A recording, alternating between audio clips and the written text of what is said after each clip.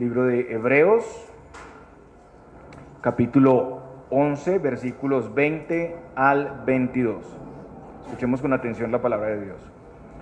Por la fe bendijo Isaac a Jacob y a Esaú respecto a cosas venideras. Por la fe, Jacob, al morir, bendijo a cada uno de los hijos de José y adoró apoyado sobre el extremo de su bordón. Por la fe, José, al morir, mencionó la salida de los hijos de Israel y dio mandamiento acerca de sus huesos. Oremos. Padre Celestial, te suplicamos tu bendición, Dios, en este tiempo, que podamos ser exhortados, animados, consolados, que podamos verte a ti, Señor Jesucristo. Bendice la predicación de tu palabra en Cristo Jesús. Amén. Podemos sentarnos, hermanos.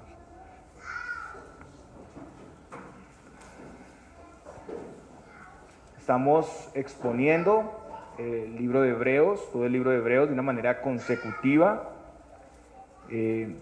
Y para entender el contexto en el que estamos ya en el capítulo 11, desde el capítulo 10, iniciamos una sección práctica de esta carta que se extiende hasta el final, hasta el capítulo 13. Y ahí vemos una serie de llamados, una serie de exhortaciones a los hebreos, a nosotros también, para vivir la vida cristiana conforme a la voluntad de Dios. No olvidemos que esta carta es una palabra de exhortación. Como decíamos, es tal vez uno de los sermones más antiguos que tenemos. Realmente es un sermón. Entonces, debemos estar preparados para recibir esta exhortación, estos llamados que tenemos aquí. Y los hebreos estaban en una situación particular, por eso escribe el autor. Ellos estaban tentados a mirar hacia atrás, a la religión del judaísmo, como lo practicaban antes. Estaban viendo la fe cristiana como algo inferior. Ellos en el pasado habían tenido un buen testimonio, pero ahora se habían hecho perezosos, inconstantes, estaban por ese comportamiento a punto de llegar a abandonar la fe. Y uno de los propósitos de esta carta entonces fue llamar a los hebreos a mirar a Cristo y su obra como superior a todo lo que era figura y sombra en el Antiguo Testamento, a no perder la confianza y la paciencia y avanzar diligentemente en la carrera de la fe. Hay un galardón por delante, es como si todos estuviéramos en la carrera avanzando hacia ese galardón, pero hay que correr esa carrera con paciencia. Y así es la única manera en que podemos obtener esa promesa que está contenida aquí en el nuevo pacto. Estamos en la carrera de la fe, donde tenemos que avanzar correctamente hacia la meta, sobrepasando cada obstáculo, y para hacerlo es necesaria, es fundamental la fe para permanecer y para avanzar correctamente en esa carrera. Los creyentes no retroceden, sino que tienen como fruto el avance constante hacia la meta, y en eso ellos son preservados, somos preservados por el Señor. Y hace unos domingos llegamos al capítulo 11, y aquí el autor presenta una lista de antepasados que corrieron eficazmente la carrera de la fe, y son ejemplos no de una fe inalcanzable, como ya he dicho, sino de la fe que debe ser común a todos los hijos de Dios, a todos los creyentes. Ellos ya pasaron por esa carrera, ellos triunfaron porque no quitaron su mirada de Cristo. Por eso digo que este pasaje debe leerse a la luz del capítulo 12, el capítulo siguiente. El día de hoy vamos a ver la fe de tres personajes: Isaac, Jacob y José. Y hay algo común en estos tres personajes. Todos están aquí en el momento a punto de morir, y antes de morir por la fe están bendiciendo y profetizando sobre su descendencia. Isaac y Jacob están bendiciendo a sus descendientes, y José profetizando sobre la salida de Israel y dando ciertas órdenes en relación a sus huesos. El día de hoy vamos a hablar de la fe de esos personajes en relación a las futuras generaciones y el cumplimiento de las promesas. La fe de los patriarcas se expresaba en un testimonio, hermanos, que iba más allá de sus vidas, iba hacia el cumplimiento pleno del plan de Dios. Ellos vivieron sus vidas anhelando esta promesa, pero como hemos visto, ellos murieron sin haber alcanzado la promesa. Sin embargo, ellos enseñaron, y dirigieron a sus hijos, a sus nietos, dándoles su bendición y profetizando sobre esa esperanza.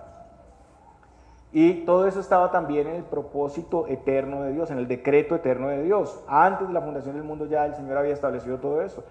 Nosotros vivimos después de ese cumplimiento porque Cristo ya vino y hemos sido alcanzados por el mismo cumplimiento, pero aún estamos en la espera de la plenitud de las bendiciones que va a traer el nuevo pacto. Y también estamos llamados para confiar y preparar a nuestros hijos para que la próxima generación sea alcanzada, para que la promesa llegue a realizarse a través de nuestra descendencia. Aquí debemos preguntarnos qué estamos haciendo con miras a que las futuras generaciones sean de Cristo. ¿Cómo estamos participando para que la gloria del Señor se extienda a todas las naciones? Y vamos a ver la fe de estos tres personajes y sus acciones en relación a ese propósito. En los anteriores sermones hablamos de la promesa que se le hizo a Abraham, donde se incluían varias cosas. Ustedes recuerdan, había en esa bendición, Génesis capítulo 12, una tierra, la tierra de Canaán, ¿cierto? Una descendencia numerosa, todas las familias de la tierra serían benditas en él. Y esto tiene que ver con su simiente, con Jesucristo. Y también una descendencia numerosa en donde a través de esas generaciones vendría ese Mesías. No sería como que llegaría en ese momento sin tener en cuenta la descendencia, sino que eso se iba a cumplir a través de la descendencia y Abraham sería bendecido. Abraham tuvo un hijo que es Ismael, él fue el primer hijo, pero él no era el hijo de la promesa. Y por las burlas de Ismael hacia Isaac, Agar e Ismael fueron echados de la casa de Abraham. Todo esto también estaba en el propósito de Dios. El hijo de Agar, la sierva, no heredaría con Isaac. Sin embargo, Dios también haría una nación con Ismael, como lo vemos en Génesis capítulo 21, versículos 13 y 18. Eso lo pueden ver en sus casas. Pero en cuanto a la descendencia, esta promesa claramente se había cumplido con el nacimiento de Isaac. Él era el hijo de la promesa. Y más adelante Isaac recibe las mismas promesas hechas a Abraham. Eso está registrado en Génesis 26, del 3 al 4. Vamos a nuestras Biblias para mirar Génesis capítulo 26, los versículos 3 al 4.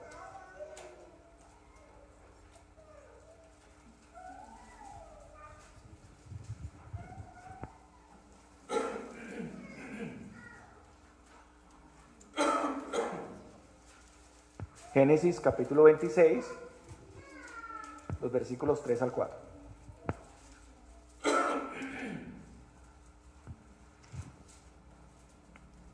Habita como forastero en esta tierra, y estaré contigo y te bendeciré, porque a ti y a tu descendencia daré todas estas tierras, y confirmaré el juramento que hice a Abraham tu padre. Multiplicaré tu descendencia como las estrellas del cielo, y daré a tu descendencia todas estas tierras, y todas las naciones de la tierra serán benditas en tu simiente. Recordemos que Isaac y Rebeca habían tenido dos hijos, Esaú y Jacob. Esaú era el primogénito, o sea, el primer hijo, y quien por esa razón debía recibir la bendición. Pero Jacob, al final vemos que recibe la bendición. ¿Cómo sucedió todo esto? En primer lugar, porque el Señor así lo había predeterminado. Aún antes del nacimiento de sus hijos, el Señor había anunciado a Rebeca lo siguiente. Génesis 25, 23 dice, y el mayor servirá al menor. Después, corriendo el tiempo, Esaú cambió su primogenitura por un plato de comida. Más adelante, Rebeca y Jacob, el hijo menor, engañaron a Isaac. Isaac estaba viejo, ya para ese momento él estaba ciego. La palabra dice que sus ojos se habían oscurecido y estaba a punto de morir. Eso está registrado en Génesis 27. Rebeca convenció a Jacob de hacer esto, incluso a expensas de que una maldición cayera sobre ella, como vemos en Génesis 27:13. Ellos aprovecharon la ceguera de Isaac y usaron toda astucia para engañarlo, usurparon el lugar de Esaú y lo consiguieron. Jacob recibe la bendición como si él fuera el primogénito, como si fuera el primer hijo, y eso está registrado en Génesis 27, del 27 al 29. Voy a leerlo. Dice, y Jacob se acercó y le besó y olió Isaac el olor de sus vestidos y le bendijo, diciendo, mira el olor de mi hijo, como el olor del campo que Jehová ha bendecido. Dios pues te dé el rocío del cielo y de las grosuras de la tierra y abundancia de trigo y de mosto. Sírvante pueblos y naciones se inclinen a ti, sé Señor de tus hermanos y se inclinen ante ti los hijos de tu madre. Malditos los que te maldijeren y benditos los que te bendijeren. Jacob, que no era el mayor, mintió a su padre y usurpó el lugar de su hermano para recibir la bendición de Esaú, que era el mayor. Ahora Jacob sería el señor de sus hermanos. La bendición ya era irrevocable, no se podía cambiar. Luego Esaú fue a Isaac, su padre, en busca de su bendición. Se dio cuenta del engaño y clamó por una bendición. Y aunque recibió palabras de su padre, esa no fue la bendición para el primogénito. La bendición que Isaac dio a Esaú está registrada en Génesis 17, del 39 al 40. Vaya conmigo a ese texto, vamos a leerlo. Génesis capítulo 27, del 39 al 40.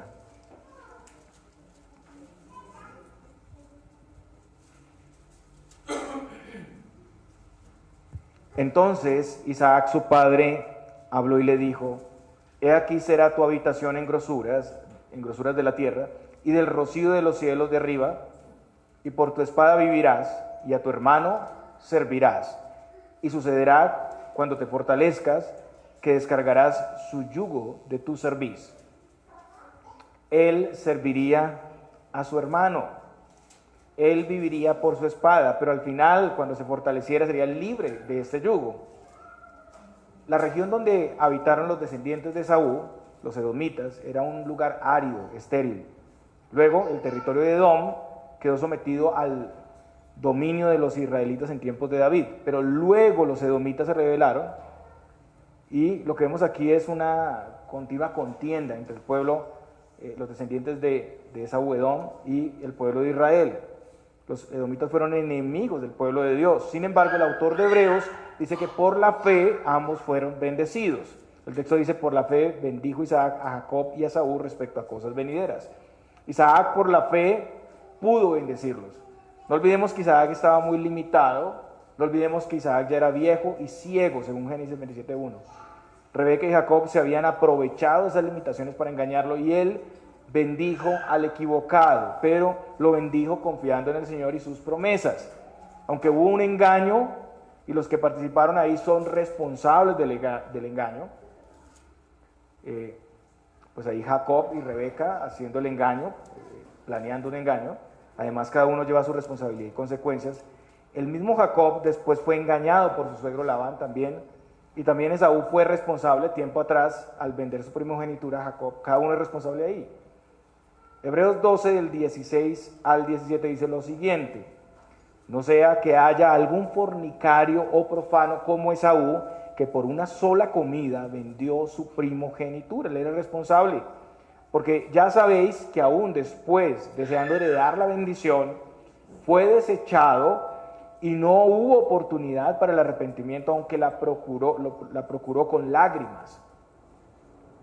Además, Esaú había traído amargura a sus padres tiempo atrás por unirse a una mujer etea, o sea, en un yugo desigual, Judith, lo que representaba un peligro para su descendencia porque adoraba a otros dioses. Eso está registrado en Génesis 26:34, y esto fue antes de esta situación. Él había traído amargura a sus padres. Entonces, como consecuencia, no recibe la bendición, pero Isaac confió en Dios y Dios encaminó todo a su propósito. Isaac se estremeció incluso al darse cuenta del engaño, en el versículo 33 de Génesis 27, porque la bendición, una vez pronunciada, no podía ser revocada o traspasada a otra persona. Eso no tenía corrección. Una vez que se hubiera dado la bendición, esa persona era bendecida. Muchas cosas pudieron pasar por la mente de Isaac, porque todo parecía frustrar el propósito de Dios, pero el Señor mismo había permitido esto, incluso lo había anunciado. Génesis 25:23, las palabras a su esposa: y el mayor servirá al menor. Pablo en el Nuevo Testamento replica estas palabras en Romanos 9:13, como está escrito: a Jacob amé, mas a Esaú aborrecí. el propósito del Señor se cumpliría y según la voluntad de Dios sería Jacob quien recibiría esta bendición. Y según vemos en Romanos 9:11, todo esto tenía que ver también con la elección de Dios, no por obras, sino por el que llama. El Señor antes de la fundación del mundo ya había hecho una elección. Él tiene misericordia del que quiere. Él hace lo que le place según su voluntad y es lo mejor siempre. Isaac pudo asumir lo que sucedería como algo que había sido determinado por el Señor. Isaac debió creer a los anuncios que el Señor había hecho antes a Rebeca.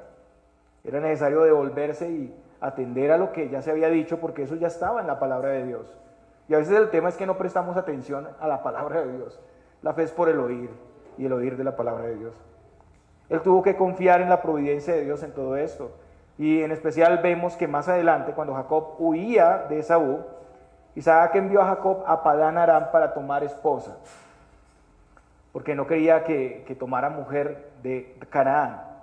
Y en ese momento Isaac le bendijo usando palabras similares a las que había recibido de Abraham. Mire Génesis 28 del 3 al 4. Y aquí vemos pues ya que Isaac confirma la misma bendición hecha por Dios a Abraham, ahora la está confirmando sobre su hijo Jacob. Y el Dios omnipotente te bendiga y te haga fructificar y te multiplique hasta llegar a ser multitud de pueblos. Y te dé la bendición de Abraham y a tu descendencia contigo para que heredes la tierra en que moras, que Dios dio a Abraham.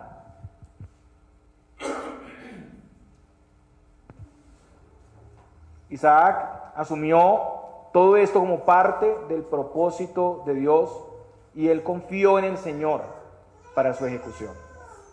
Por eso envió a Jacob en busca de esposa y lo bendijo. Y eso de buscar esposa envuelve el propósito de la descendencia. Eso era para alcanzar la promesa. Unos pasajes más adelante vemos que Dios se aparece a Jacob en Betel y confirma la bendición de su padre, que es muy similar a la bendición que había dado a Abraham. Miren Génesis 28, del 13 al 15. Y he aquí Jehová estaba en lo alto de ella, el cual dijo: yo soy Jehová, el Dios de Abraham tu padre y el Dios de Isaac. La tierra en que estás acostado te la daré a ti y a tu descendencia. Será tu descendencia como el polvo de la tierra y te extenderás al occidente, al oriente, al norte y al sur, y todas las familias de la tierra serán benditas en ti y en tu simiente. He aquí yo estoy contigo y te guardaré por donde quiera que fueres y volveré a traerte a esta tierra porque no te dejaré hasta que haya hecho lo que te he dicho. Tenemos la confirmación de Isaac, su padre. Ahora el mismo Dios se aparece aquí y habla a Jacob y confirma la promesa. Entonces esto fue plan de Dios. Esto fue plan de Dios, determinado por Dios. Isaac, después de esto, aunque estaba pronto a morir, pero vivió 40 años más y murió a los 180 años.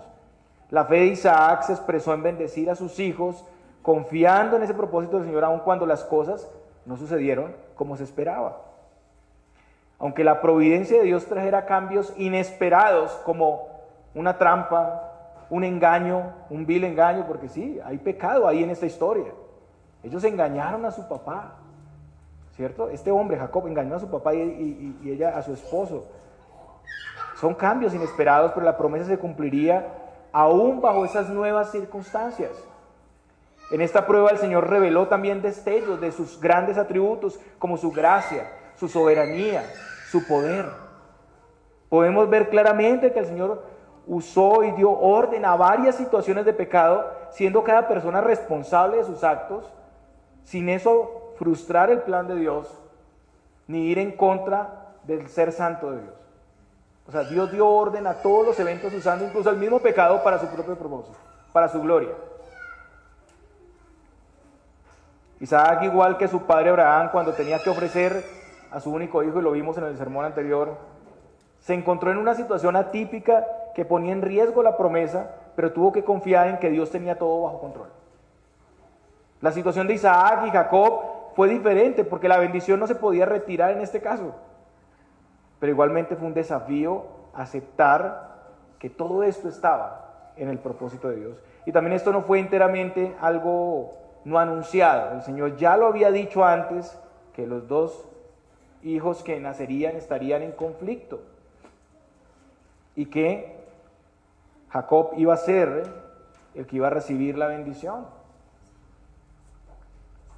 Así entonces Isaac reafirmó la bendición a Jacob como el heredero de las promesas hechas a Abraham. Así también bendijo a Esaú, describiendo proféticamente su futuro como guerrero y su descendencia en enemistad contra el pueblo de Dios. Dos naciones, dos pueblos, Israel y Edom, divididos desde las entrañas. Ese fue el mensaje a Rebeca. Génesis 25-23 dice esto. La fe de Isaac superó las diferentes situaciones y obstáculos, viendo más allá de eso, al propósito, a la voluntad de Dios que no dejaría de cumplirse. La fe de Isaac se fortaleció al ver el obrar soberano y providente de Dios, hermanos. La fe verdadera nos permite seguir adelante en las diferentes providencias, incluso providencias negativas, como el pecado de otros y el engaño, confiando en que nada puede frustrar los propósitos del Señor. ¿Cuántas cosas a veces suceden que parecen frustrar el propósito de la iglesia y parece que la iglesia se acabara? Pero todo eso es parte del propósito.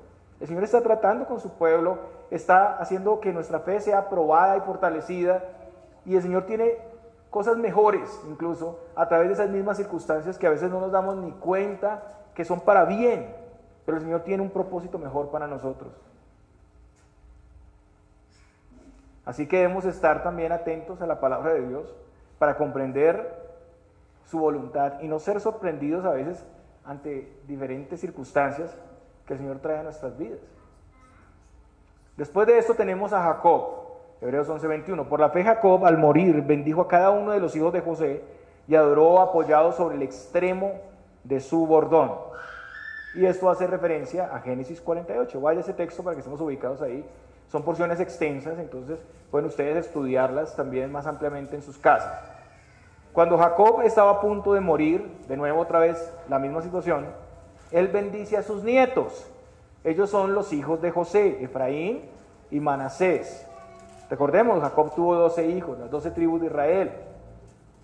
José era uno de esos hijos. Recordemos que José fue vendido por sus hermanos a mercaderes ismaelitas que lo llevaron a Egipto, y allí Dios lo levantó como una autoridad, y esto permitió tener alimento para mucha gente, dar vida a mucha gente en un tiempo de hambruna que vendría. Y esta fue también el puente, la situación que permitió que el pueblo pudiera llegar a Egipto y se cumpliera también parte de las profecías que el Señor había hecho. Ahora José, al saber que su padre estaba enfermo, llevó a sus hijos para ser bendecidos. Jacob estaba en cama, incluso se esforzó para sentarse. Inicialmente vemos que Jacob pronuncia las mismas promesas que le habían sido dadas a él y a sus antepasados, Abraham e Isaac. Vaya conmigo a Génesis 48 en el versículo 4. Ahí leemos lo siguiente: y me dijo, he aquí yo te haré crecer y te multiplicaré y te pondré por estirpe de naciones y daré esta tierra a tu descendencia después de ti por heredad perpetua. De nuevo vemos que Jacob bendijo aquí a José, como lo han hecho todos los patriarcas, a sus hijos, y lo bendice con sus dos hijos en lugar de bendecir al primogénito que era Rubén. Rubén era el primogénito, ¿no? Era el primer hijo, Rubén, después le seguía Simeón, Leví, Judá y Isaacar, pero fue a José y a sus dos hijos que él bendijo. En el pasado Rubén había pecado contra su padre y no recibe la bendición. De nuevo la responsabilidad es clara aquí. Cada uno recibe consecuencias también. Ahora José lleva a sus hijos, Manasés y Efraín, ante su padre y recibe una bendición. Manasés y Efraín llegaron a ser más tarde dos tribus. Bueno, aquí en este escenario, dos tribus como hijos de Jacob adoptados. Génesis 48:5 dice, y ahora tus dos hijos, Efraín y Manasés, que te nacieron en la tierra de Egipto antes que viniese a ti a la tierra de Egipto, míos son, como Rubén y Simeón serán míos. Pero algo ocurre aquí. La bendición es dada por Jacob, pero de nuevo, no al primogénito, el primer hijo, que era Manasés, sino a Efraín. Jacob le pidió que los acercara para bendecirlos, los besó, los abrazó, y esto está registrado en los versículos 13 al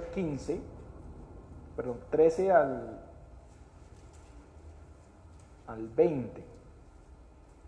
No, voy a leer hasta el 16. Y los tomó José a ambos, Efraín a su derecha y a la izquierda de Israel, y Manasés a su izquierda, a la derecha de Israel, y los acercó a él. Entonces Israel extendió su mano derecha y la puso sobre la cabeza de Efraín, que era el menor, y su mano izquierda sobre la cabeza de Manasés, colocando así sus manos adrede, aunque Manasés era el primogénito. Y bendijo a José diciendo: el Dios en cuya presencia anduvieron mis padres Abraham e Isaac, el Dios que me mantiene desde que yo soy hasta este día, el ángel que me liberta de todo mal, bendiga a estos jóvenes y sea perpetuado en ellos mi nombre y el nombre de mis padres Abraham e Isaac, y multiplíquense en gran manera en medio de la tierra.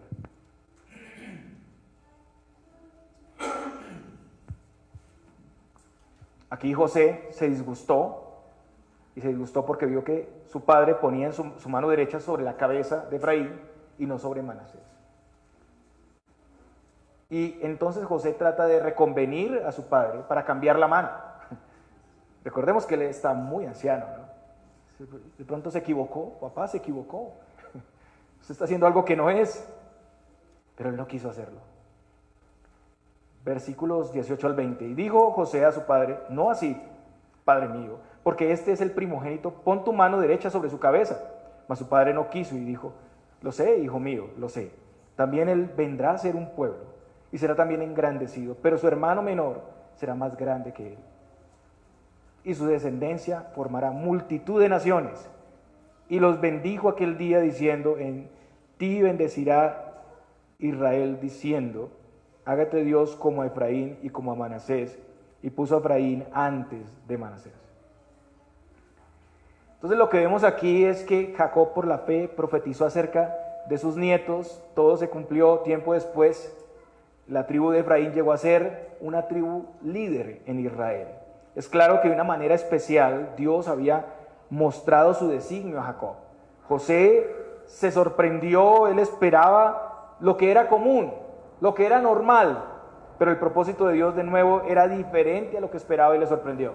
Y ahora Jacob tiene más claridad, es un hombre que ha pasado por pruebas, Dios lo ha probado muchísimo, y ahora él muestra aquí la soberanía, el poder de Dios, o Dios mismo a través de él muestra esto. La confianza dependiente de Jacob se ve aquí en el Señor para seguir su voluntad y no lo que él pensaba que era lógico. Y el autor de Hebreos dice también lo siguiente de Jacob: y adoró apoyado sobre el extremo de su bordón. El que estaba centrado en sí mismo antes, que quiso junto con su mamá engañar a su padre, ahora está en dependencia de Dios, en oración. Esto hace referencia a un tiempo antes de la bendición de los hijos de José, donde Jacob pidió a José que cuando muriera fuera puesto en tierra de Canaán, en la cueva de Macpela. Y él hizo jurar a José en Génesis 47:31, dice lo siguiente: e Israel dijo: júramelo, y José le juró. Entonces Israel se inclinó sobre la cabecera de la cama. Y hermanos, esto fue un acto de fe donde Jacob esperaba la conquista de la tierra prometida, y él no quería que sus restos se quedaran ahí en Egipto. Él no alcanzó a poseer la tierra, pero como muestra de su fe, él deseaba que sus huesos quedaran en la tierra de Canaán. Él actuó pidiendo esto a José y oró al Señor confiado en que Dios cumpliera sus promesas. Y la ejecución de ese juramento se realizó, fue hecha por José. Eso está registrado en Génesis 50, del 7 al 14, donde vemos que José cumplió el juramento y fue a Canaán a sepultar a su padre como lo había jurado. Este fue un testimonio para su descendencia de su completa confianza en que Dios cumpliría sus promesas. Ahora, seguido a esto, el autor nos habla de José en relación también a sus huesos. Todas estas personas están a punto de morir y haciendo juramentos en relación a esto, pero conectado con la promesa. Por la fe, José al morir mencionó la salida de los hijos de Israel y dio mandamiento acerca de sus huesos. En primer lugar, José, cuando iba a morir, profetiza algo interesante, profetiza el éxodo, cosas que no habían pasado. Génesis 50:24 dice lo siguiente: y José dijo a sus hermanos: yo voy a morir, mas Dios ciertamente os visitará y los hará subir de esta tierra, la tierra que juró a Abraham, a Isaac y a Jacob. Él había confiado igual que sus antepasados en la promesa del Señor, y por la fe pudo profetizar sobre ese desplazamiento a la tierra prometida. Eso había sido incluso anunciado a Abraham. Si ustedes miran Génesis 15, del 13 al 14, Dios había anticipado toda la esclavitud que iba a sufrir el pueblo de Israel.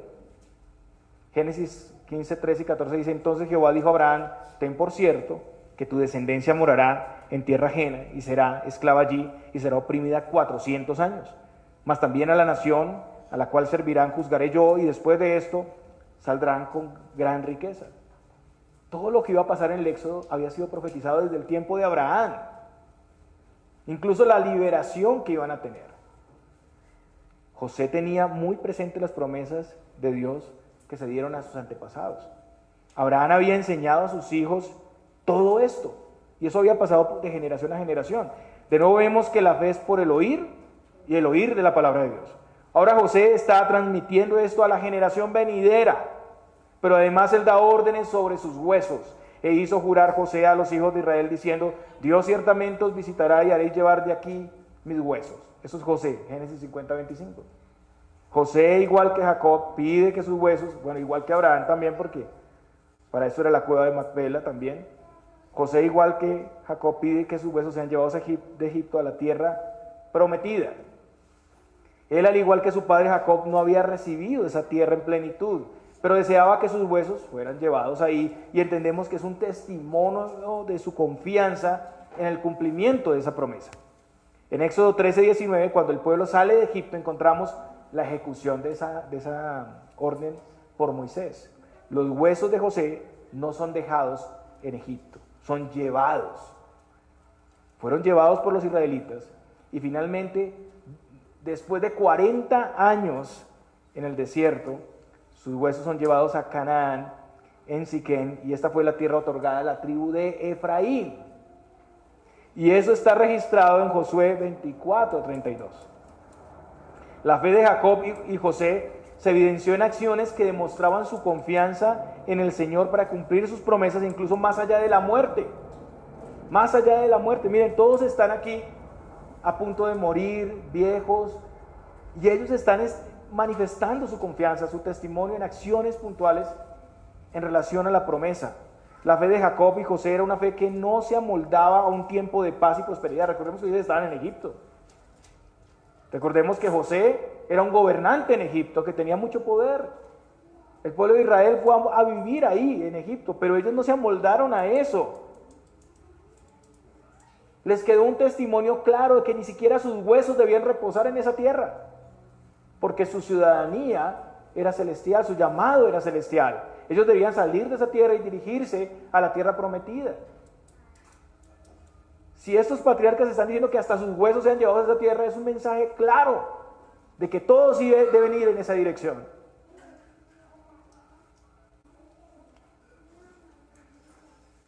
Sabemos que poco tiempo después la prosperidad se convirtió en ¿qué? En esclavitud. Los egipcios esclavizaron al pueblo. Entonces, aquí hay un llamado de una fe que persevera, que actúa al recordar las mismas promesas hechas por el Señor. Acciones en base a promesas que aún no se habían cumplido en plenitud. Hermanos, los patriarcas esperaban la promesa del Señor y encontraron diferentes circunstancias inesperadas que parecían siempre nublar esa promesa, ese cumplimiento. Sin embargo, en esta prueba el Señor reveló también destellos de sus atributos, como su soberanía, como su poder. ¿Cómo reaccionamos ante lo inesperado, hermanos? Ante las providencias diversas que trae el Señor, ante las consecuencias del pecado de otros que parecen limitar el avance del reino de Dios. ¿Cómo reaccionamos nosotros? Y hermano, la respuesta es que todas estas cosas están en el mismo propósito de Dios. Él siempre cumple sus promesas y Él ha preordenado todas las cosas. También la fe de estos siervos se demostró al recordar sus promesas, comunicarlas a sus hijos y mostrar su confianza en acciones que trascendían hasta después de la muerte. La fe verdadera nos permite seguir adelante en las diferentes providencias, confiando en que nada va a frustrar los propósitos del Señor, mirando a la santa palabra de Dios atentamente para comprender y no ser sorprendidos ante las diversas circunstancias que el Señor permite en nuestras vidas. Hermanos, el tema aquí de la muerte y la descendencia y el cumplimiento de la promesa son cosas centrales. Los patriarcas educaron a sus hijos y nietos en los caminos del Señor y les transmitieron esas promesas. Ellos murieron sin ver ese cumplimiento, pero sus bendiciones, acciones, incluso al momento de morir, mostraron que confiaban que la promesa se cumpliría y trazaron una línea de acciones para el pueblo de Dios. Ellos se aseguraron en dejar un testimonio claro para la generación venidera. Esto es lo que dice el salmista en el Salmo 71:18. Aún en la vejez y las canas, oh Dios, no me desampares, hasta que anuncie tu poder a la posteridad y tu potencia a todos los que han de venir. Toda la vida del creyente, hermanos, es una vida de testimonio, hasta el último momento y aliento en esta tierra. Estamos anunciando con nuestras acciones, con nuestra vida, con nuestra reputación, que hay una patria celestial que anhelamos y esperamos. Imaginemos por un momento, cuando llegue esa circunstancia, ese momento de que el Señor nos llame. Puede ser en poco tiempo, puede ser en muchos años, en la vejez, como estos hombres. ¿Cuál será nuestro legado? ¿Cuál será nuestro testimonio? Como algún pastor me decía en algún tiempo, ¿qué quisieras que estuviera escrito ahí en tu tumba? ¿Qué hicimos para Cristo? ¿Cuál es el resultado de nuestro peregrinaje aquí? ¿Cuál es nuestra fe que nos llevó a hacer grandes cosas por el reino de Dios? Nosotros vivimos después del cumplimiento, o sea, Cristo ya vino, ya fuimos alcanzados por Él, pero todavía hay cosas en espera de la plenitud del cumplimiento de las promesas. Y estamos llamados también por la fe a educar una simiente para el Señor y para impactar la sociedad en que vivimos, para que la siguiente generación sea del Señor. Y no es tan difícil de percibir, hermanos. Miren a sus hijos. ¿Qué están haciendo ustedes por sus hijos? ¿Conocen la palabra de Dios? ¿Conocen al Salvador? ¿Ha sido fruto de la oración constante, de la dedicación a enseñar la palabra del Señor? Es verdad que hay un decreto eterno del Señor y que el Señor va a cumplir sus planes independiente de nosotros. Pero eso no quiere decir que no seamos responsables, que no debamos trabajar y esforzarnos por llevar la palabra de Dios y engrandecer el nombre de nuestro Dios. Eso fue lo que hicieron estos patriarcas. Ellos vivieron como si fueran extranjeros y peregrinos en esta tierra, mostrando en esto que pertenecían a una ciudadanía celestial, que no eran de aquí, no somos de aquí. Nuestra responsabilidad está dentro del decreto de Dios, está incluida ahí. Como lo vemos en las palabras de Dios al mismo Abraham. ¿Qué dice Dios en relación al cumplimiento de la promesa decretada por él, pero también en relación a la responsabilidad de Abraham? Génesis 18:19. Porque yo sé que mandará a sus hijos y a su casa después de sí, que guarden el camino de Jehová, haciendo justicia y juicio, para que haga venir Jehová sobre Abraham lo que ha hablado acerca de él. ¿Hay responsabilidad humana? Por supuesto. Responsabilidad para nosotros mismos, en nuestra vida espiritual, en nuestro testimonio, en traer a nuestros niños a la iglesia, a la escuela dominical. Alguien dijo que nuestra descendencia o nos bendecirá o nos maldecirá por lo que hicimos o dejamos de hacer. Por la misma fe que tenemos actuaremos, estoy seguro, en el poder de Dios. Si somos de Dios. Si somos de Dios. Ahora, sabemos que Dios es soberano, podemos cumplir con esa tarea y tal vez nuestros hijos puede que no respondan al Evangelio. Pero tenemos que hacer la tarea y es nuestra confianza en el Señor. No confiamos en nosotros mismos, sino en el Señor. No tenemos fe en la fe, sino en el Señor. Miramos a Cristo para eso. Edificamos también nuestra casa, nuestra familia, nuestra esposa. Estamos llamados a eso, pero el problema grave que vemos en el cristianismo moderno, en la iglesia, es que los padres de familia no quieren enseñar la palabra de Dios en sus casas, pero sí esperan resultados. Y después buscan culpables. ¿Por qué mis hijos no responden al Evangelio? ¿Por qué mis hijos no vienen a Cristo como yo quisiera, como yo quiero ir a Cristo? Pues nunca he cumplido la labor. He abandonado mi llamado a educar una simiente para el Señor, a enseñar a mi casa, a mi familia.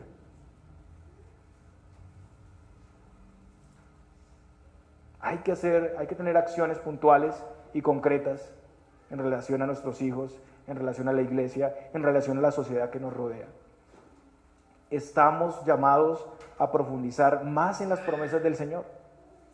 Noten que estas situaciones que se dieron aquí ya habían sido anunciadas antes, pero a veces nos pasa lo mismo. Cosas que están en la palabra nos sorprenden porque no las conocemos, porque no estamos dedicando el tiempo a estudiarlas. Pero tal vez si miráramos un poco constantemente la palabra de Dios, estuviéramos observándola, pues no nos sorprenderían las pruebas, las circunstancias.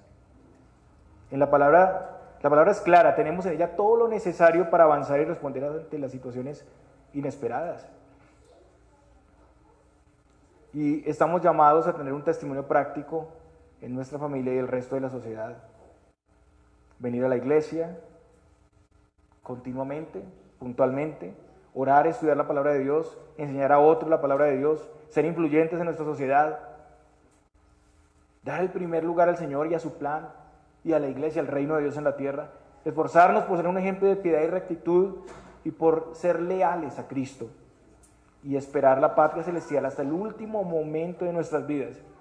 Es un testimonio que quedará en la mente de muchos y que tendrá grandes frutos. Hermanos, supliquemos al Señor que nos ayude, que nos supla, que nos dé la gracia de hacer eso. Que no pensemos que estamos cómodos aquí, como el pueblo de Israel llegando a Egipto. En pocos tiempos ya estaban matando a sus hijos para que no creciera esa nación y para esclavizarlos. Esos tiempos de paz y de prosperidad para que la iglesia crezca son aprovechables, hermanos. Tenemos que sacarles el mayor provecho a esto. Estamos en el momento en que podemos con toda libertad venir a adorar a Cristo. No estamos en túneles debajo de la tierra, no estamos escondidos para adorar al Señor, pero es ahí donde nuestra lealtad disminuye, en donde nos damos ciertas libertades en relación al Señor. Hoy es el día de salvación, hoy es el día de anunciar el Evangelio y aprovechar las riquezas de la gracia de Dios en Cristo. No sabemos mañana. Y hay que enseñar a nuestros hijos que este mundo es pasajero, que en este mundo tenemos aflicción, pero que Cristo ha vencido este mundo. Y caminar de acuerdo a la voluntad de Dios. Pero aprovechemos, hermanos, las horas de nuestra salvación. Aprovechemos la gracia de Dios. Aprovechemos los regalos de Dios. Valoremos lo que el Señor nos ha dado al máximo. Porque son días de gracia, son días de bendición, hermanos. Y el Señor nos llama a reconocerlo. El Señor nos llama a aprovecharlo y a caminar de acuerdo a su propósito.